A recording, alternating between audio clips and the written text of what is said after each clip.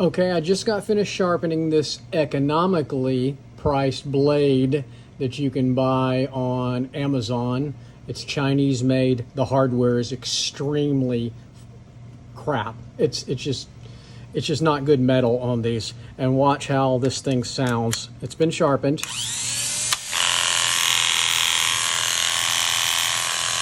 Sounds terrible. Now I'm going to show you how I adjust them with the handy dandy tool from the Edge Pro.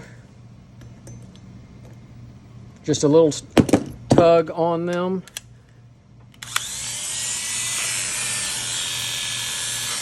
Sounds much better. These things still wear out fairly quickly, and they do cut really well, so they're ready to go back to the client.